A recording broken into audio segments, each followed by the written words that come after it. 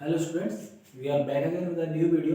जैसे हमने last lecture में देखा था, रदरफोर्ड मॉडल पढ़ा था बेटा हमने। रदरफोर्ड मॉडल फेल हो गया था। फेल किस कारण से हुआ था? सबसे पहला यही था, हमने वहां भी डिस्कस करा था एक बार फिर से, इलेक्ट्रोमैग्नेटिक रेडिएशन। बच्चों, इलेक्ट्रोमैग्नेटिक वेव जो चैप्टर होता है उसके अंदर हमने पढ़ रखा है कि अगर कोई भी चार्ज पार्टिकल एक्सीलेट करता है या ऑसिलेट करता है, या तो एक्सीलेशन हो या ऑसिलेशन हो, दोनों केसेस में वो इलेक्ट्रोमैग्नेटिक वेव जनरेट करता है, रेडिएट करता है। इलेक्ट्रोमैग्नेटिक वेव्स निकलती हैं उसके अंदर से।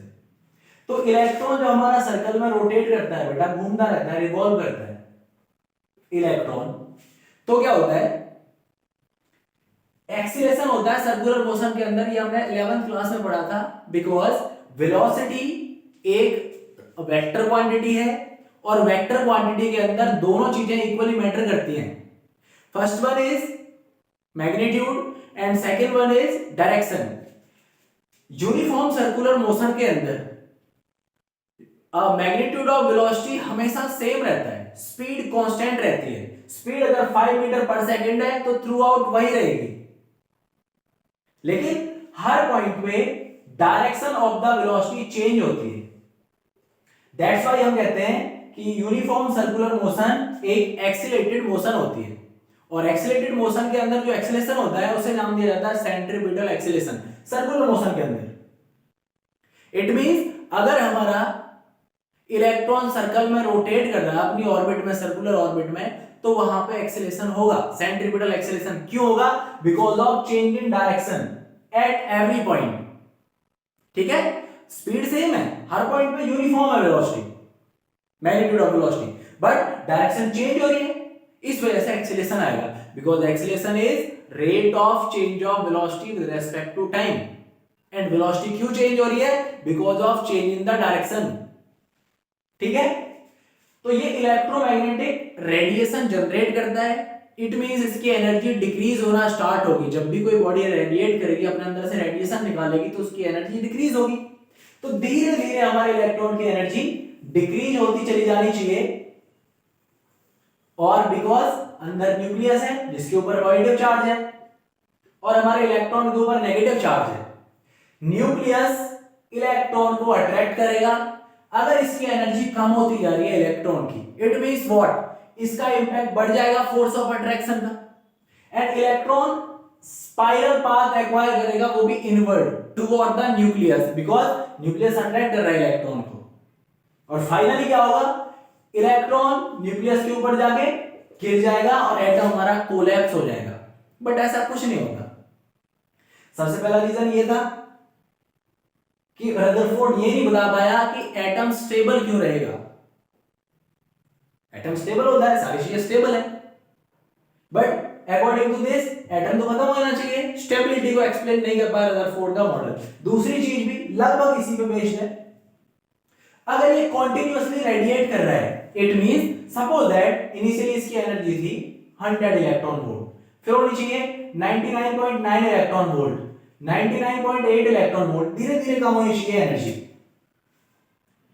ठीक है, और अगर एनर्जी धीरे धीरे कम हो रही है, इट मींस व्हाट? जो रेडिएशन निकल रही है उसकी फ्रीक्वेंसी कम होगी।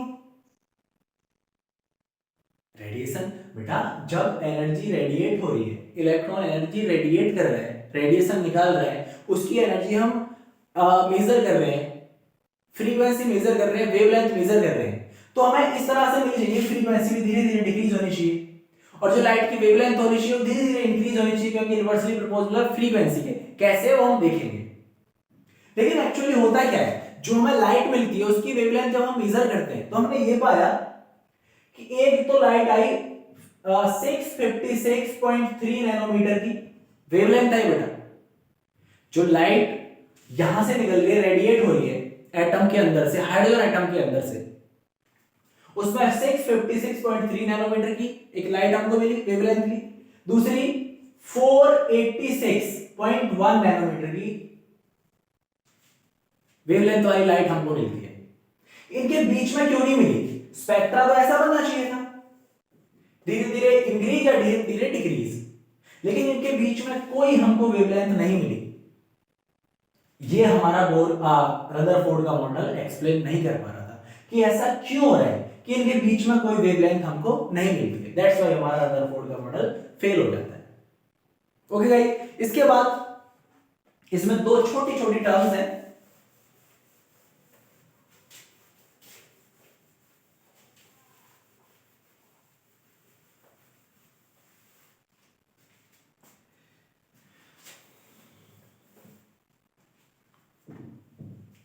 सबसे पहली है, अगर हम बात करते हैं impact parameter,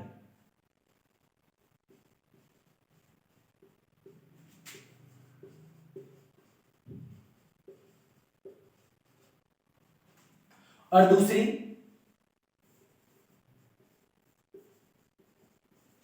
distance of closest approach.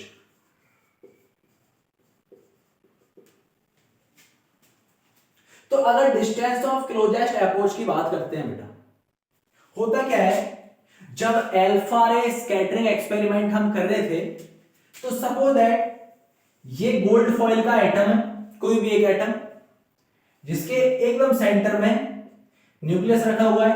ये तो हमको रदरफोर्ड ने बता दिया था न्यूक्लियस के बारे में। तो अगर अल्फा पार्टिकल यहां से स्टार्ट करता है हमारे एटम को टारगेट करना, यहां से चलता है इस तरह से, तो बिकॉज हमें पता है alpha particle He2 positive ion होता है, इसके ऊपर पॉजिटिव चार्ज है, और यहां जो न्यूक्लियस है इसके ऊपर भी पॉजिटिव चार्ज है। तो रिपल्सन तो यहीं से स्टार्ट हो जाएगा जहां से हमारा अल्फा पार्टिकल चलना स्टार्ट कर रहा है। तो सपोज दैट इनिशियली इसकी सारी की सारी एनर्जी काइनेटिक एनर्जी थी इस पॉइंट पे, धीरे धीरे इसकी वेलोसिटी कम होगी बिकॉज ऑफ रिपल्सन, रिपेल कर रहा है न्यूक्लियस अल्फा पार्टिकल को, बिकॉज दोनों के दोनों पॉजिटिव चार्ज है। अल्फा पार्टिकल टारगेट कर रहा है एटम को, उस तरफ मूव कर रहा है धीरे धीरे, न्यूक्लियस अल्फा पार्टिकल को रिपेल कर रहा है, धीरे धीरे वेलोसिटी कम होनी स्टार्ट होगी, और एक पॉइंट ऐसा आएगा जिस पॉइंट पे जाके हमारा अल्फा पार्टिकल रुक जाता है, सारी की सारी इसकी काइनेटिक एनर्जी खत्म हो जाती है। लेकिन अगर काइनेटिक एनर्जी कम हो रही है, इसका मतलब क्या है बेटा, पोटेंशियल एनर्जी इंक्रीज हो रही है, टोटल एनर्जी जो कंजर्व रहती है, principle of conservation of energy या मैकेनिकल एनर्जी, कि sum of potential energy plus kinetic energy always same at every point. यहां पे भी kinetic energy plus potential energy का जितना सम होगा उतना ही यहां पे होगा। इसका मतलब क्या है कि अगर काइनेटिक एनर्जी डिक्रीज होगी तो पोटेंशियल एनर्जी इंक्रीज होगी, तभी तो सम इक्वल बैठेगा। तो धीरे धीरे काइनेटिक एनर्जी डिक्रीज होती चली जाती है और पोटेंशियल एनर्जी इंक्रीज होती चली जाती है।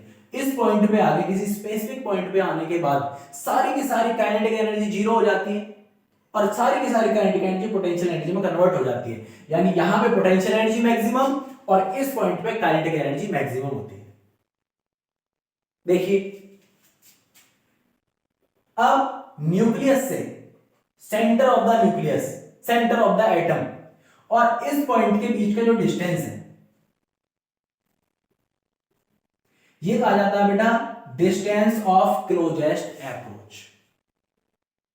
It is the distance between the centre of the nucleus and the point from which the alpha particle retraces its path, जहां से अल्फा पार्टिकल वापस जाना स्टार्ट कर देता है, उस पॉइंट के और एटम के सेंटर के बीच की distance distance of closest approach होती है।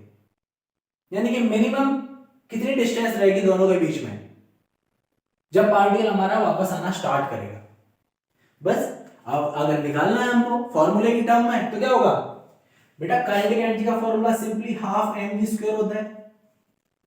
m is the mass of alpha particle and v is the velocity of alpha particle initial point पे। यहां पे पोटेंशियल एनर्जी जीरो है, मैक्सिमम काइनेटिक एनर्जी है।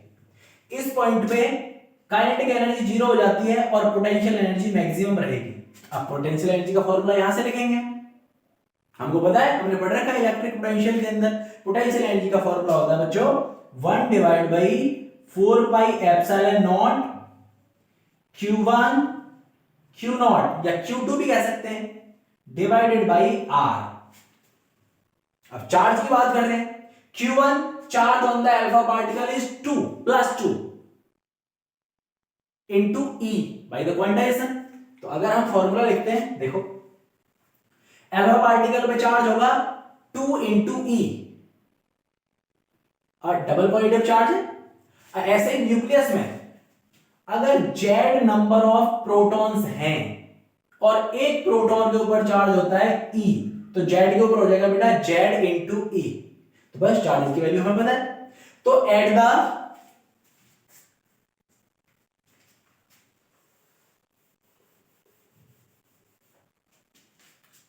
उस केस की बात कर रहे हैं हम डिस्टेंस ऑफ क्लोजेस्ट अप्रोच की, जहां पूरी की पूरी काइनेटिक एनर्जी पोटेंशियल एनर्जी में कन्वर्ट हो चुकी है।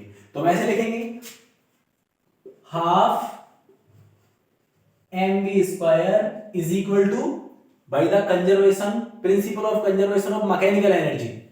यहां पे पोटेंशियल एनर्जी और काइनेटिक एनर्जी का सम हाफ mv², और यहां पे 1 divide by 4 pi epsilon naught. Q1 कितना है बेटा 2 into e, charge on alpha particle. Q2 कितना है चार्ज ऑन द न्यूक्लियस, ये हो जाएगा divided by R. R is the distance of closest approach. R naught कह रहे हैं हम इसको, यहां से आर नॉट कैलकुलेट कर लेंगे बड़ी easily. 1 divided by 4 pi epsilon not 2 ZE² divided by half mv²। This is the distance of closest approach.